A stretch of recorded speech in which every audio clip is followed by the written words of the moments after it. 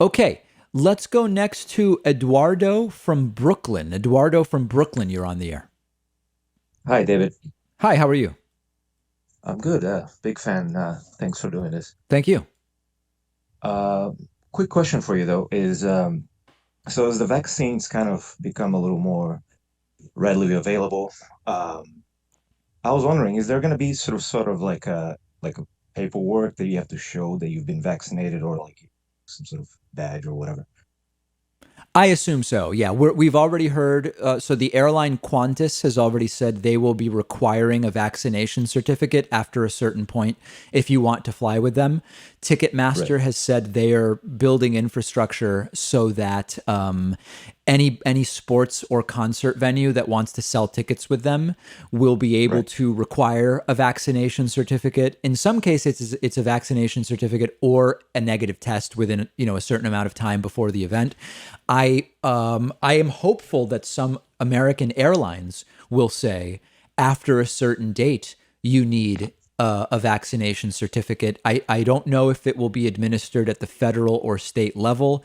There will be people, Eduardo, who will say this is mandated vaccination. And of course, it's not. It's only if you choose to avail yourself of certain private business services, you need to Right. be vaccinated. And I think it's going to be necessary to get more people vaccinated. 40% reportedly don't want the vaccine, and that's a real problem.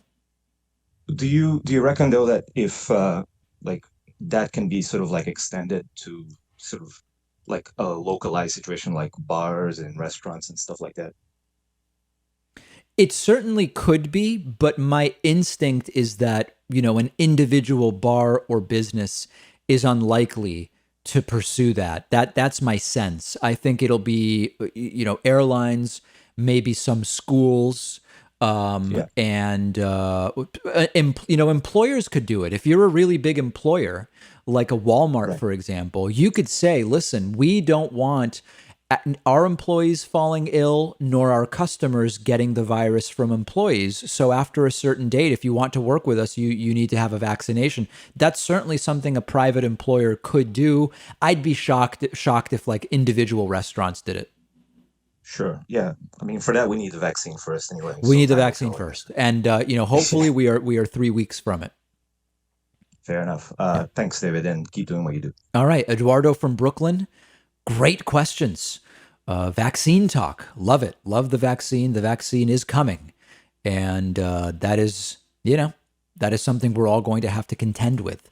If you love feeding your intellectual curiosity, but you're always struggling to find the time, check out one of my all time favorite apps called Blinkist. Blinkist lets you consume an entire book on your way home from work. They take thousands of popular nonfiction books, condense each one into text or audio that you can get through in just 15 minutes, and you get all of the important core ideas and information from that book. It's perfect if you don't have enough time to do all the reading you want to do, or if you just want to sample a book before you buy the entire thing. I recently read A Brief History of Time, of course, by the great Stephen Hawking. This is a book that I have been aware of for so long, and other things got in the way, and it was fantastic to check it out on Blinkist. Blinkist has books on politics, philosophy, science. They have 27 different nonfiction categories, and a subscription is only about $8 a month, and you get the entire library. But you can try it totally free and get 25% off a subscription when you go to Blinkist.com/Pakman. I've put the link right underneath this video.